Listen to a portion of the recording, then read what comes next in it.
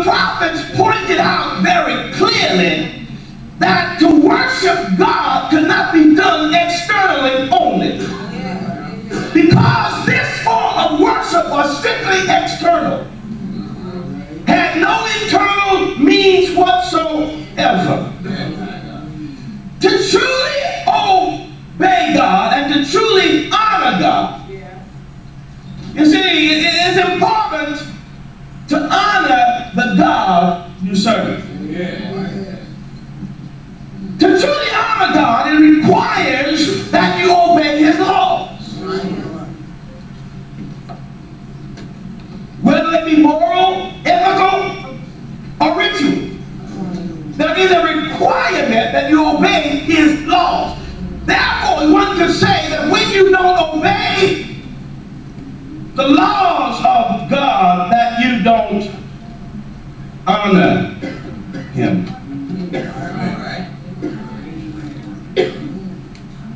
Understand that we got so many things from pagans that even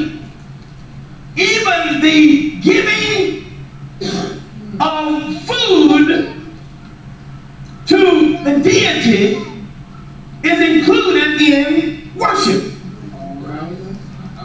Because in Leviticus 21:6 it speaks of the bread that was offered to God. That's food. In the New Testament, the root word for worship is proskuneo. The root word is important because it's derived from a word which signifies, I can do it better this way, it signifies and it refers to what you see when you see a dog licking the hand of his master.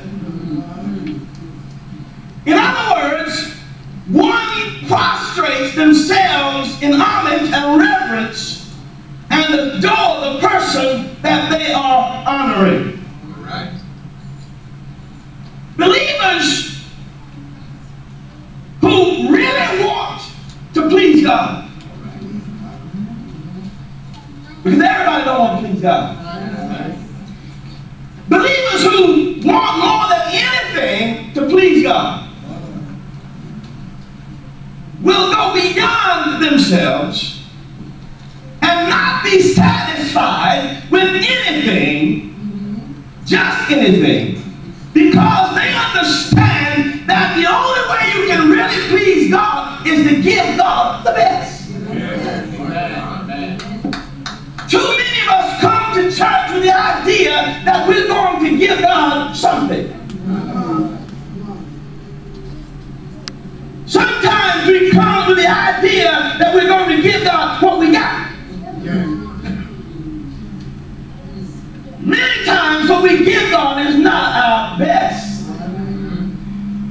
If we're going to please Him, it is important that we understand what is required and the values that are necessary when it comes to pursuing God. We have to pursue God. We cannot get into the presence of God with any kind of mindset. We have to search diligently and we have to look hard to be able to be sure that we're doing what we need to do. If there is no diligence involved in what we do, it's half-hearted and not worth doing. Too many of us come to church, but there's no diligence in it. Too many of us come to church, but there is no desire in it. Too many of us come to church and it's half-hearted and we don't put ourselves in it. We go through the motions. We've done it so often that we don't even have to try hard to go through the motions. Anytime, go to your church. What you'll find is that the young people in your church can mock everybody in your church.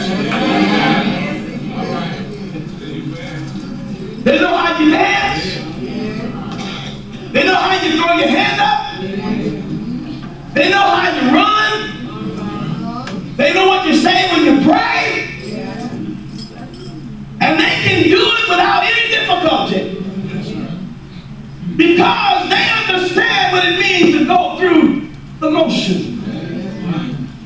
When they do what they do, there is no spirit in it.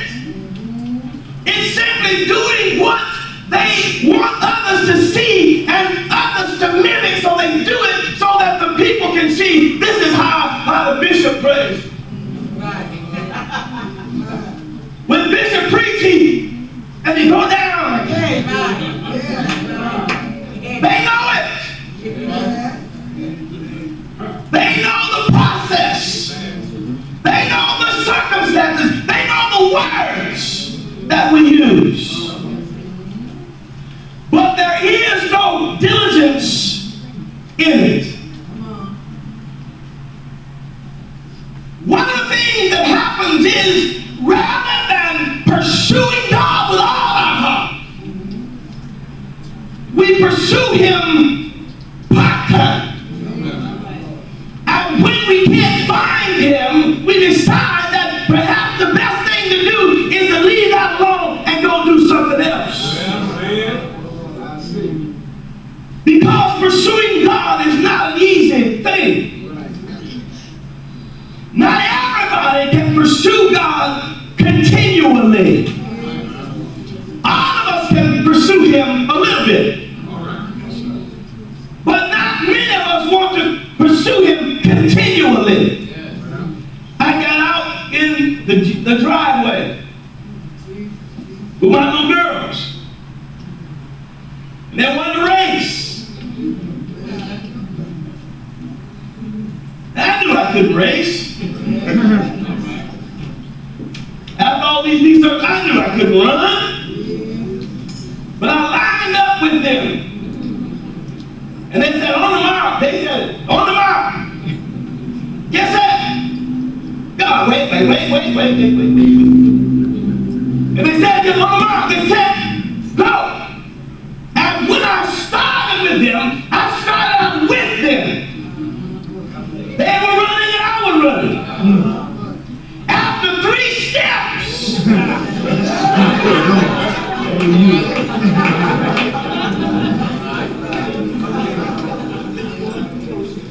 I let them have it. Because my heart wasn't really in it.